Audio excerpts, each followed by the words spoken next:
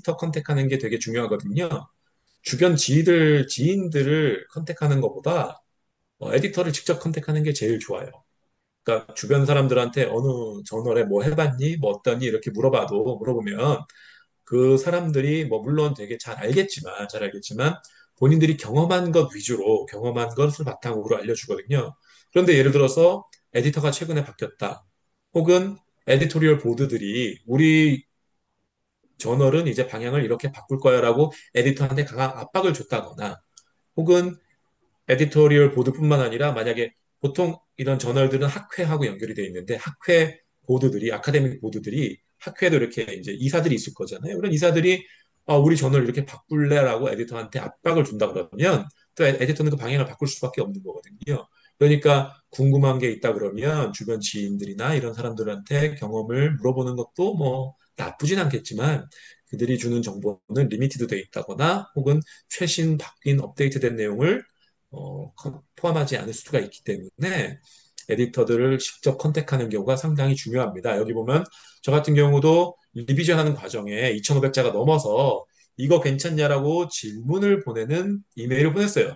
그러니까 여기에 대해서 이제 답이 온 거고요. 그다음에 그 보낼 때는 좀 정중하게 보내는 것이 상당히 중요합니다. 왜냐면 이 에디터를 하는 유럽 사람, 미국 사람 혹은 뭐 중동 사람이 될 수도 있고 남미 사람이 될 수도 있고 인도 사람이 될 수도 있고 중국 사람이 될 수도 있는데 이 사람들도 다 결국 사람이에요. 사람이다 보니까 되게 불편하게 보내는 이메일 같은 경우는 되게 부정적으로 반응할 수밖에 없어요.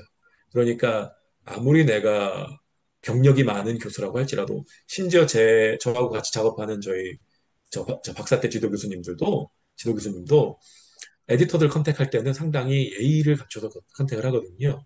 그건 왜 그러냐면 서로 간에 리스펙을 해야 긍정적인 반응이 조금 더 나오기 때문이죠.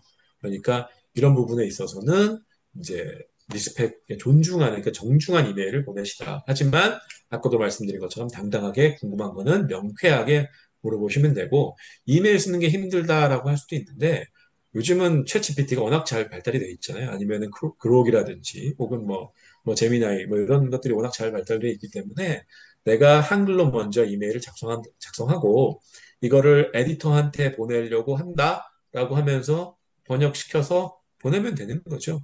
번역 보통 잘 해주니까. 그리고 내가 한번 마지막에 보내기 전에 리터치 한번 하면 되니까. 그런 식으로 보내시면 됩니다. 그리고 또 되게 강조하는 것 중에 하나가 해외 전을 투고할 때 많이 도전하시길 권장을 드려요. 그러니까 되게 어떤 분들은 꼼꼼하게 써서 하나 잘 만들어서 하나 내고 이렇게 하시는데 물론 그게 나쁜 방법이 전혀 아니에요. 하지만 그 학생 입장에서 볼 때 그게 그렇게 많이 배울 수 있는 게 그렇게 많지는 않기는 해요. 물론 지도 교수님이 싫어하시면 하면 안 돼요. 지도 교수님이 막 도전하는 거 싫어하시면 못하겠죠. 하지만 지도 교수님이 어느 정도 허락을 하신다 그러면 최대한 많이 도전하고 많이 실패를 하시면 더 많이 알게 돼요. 더 많이 배우게 되고. 그게 왜 그러냐면 데스크 리젝은 일단 핏이 안 맞는 경우가 있으니까 데스크 리젝을 많이 맞는다고 할지라도 이 저널은 이런 거를 안 맞는구나라고 알 수가 있어요. 예를 들어서 제가 재작년인가 작년에 저널 오브 비헤이비어 파이낸스 여기다가 제출을 한 적이 있는데 최근에 여기도 또 퍼블리시 하긴 했는데 여기서는 우리는 인디비주얼 레벨의 분석은 받아주지 않아라고 답장이 왔어요. 그래서 여기는 코퍼레이트 레벨의 분석을 해야겠구나. 그래서 다음번에 그 분석을 해서 제출을 한 거고요. 그러니까 또 JBF 같은 경우는 아까도 말씀드렸지만 JBF, 그 Journal of Experimental Behavior Finance 같은 경우는 최근 한 2년 전에 에디터가 바뀌면서 공식적으로 우린 서베이 쓰지 않을 거야라고 했다고 하잖아요. 거기도 저희가 그 당시에 그것도 모르고 제출을 했었는데 그 리젝 나올 때 우리는 서베이 믿지 않아. 너희가 쓴 이 논문은 딱 1년, 딱 한 번 한 원타임 서베이이기 때문에 우리는 여기에 대해 신뢰하지 않아. 라고 답이 왔고, 그래서 데스크 리젝이 받은 경우가 있거든요. 그러니까 그런 거 하면 학술지의 성향을 파악할 수가 있어요. 그러면 다음번에 도전할 때, 이 학술지에 이런 성향이 있으니까 여기에 맞춰서 내가 이렇게 해야지라고 알 수가 있는 거죠. 그다음에 리젝이 무조건 나쁜 게 아니더라도 에디터들은 특히 하이 퀄러티 저널 같은 경우, 탑 저널 같은 경우는 에디터들이 리젝하는 이유를 설명을 써줘요. 단순히 너의 논문이 리젝됐어. 미안.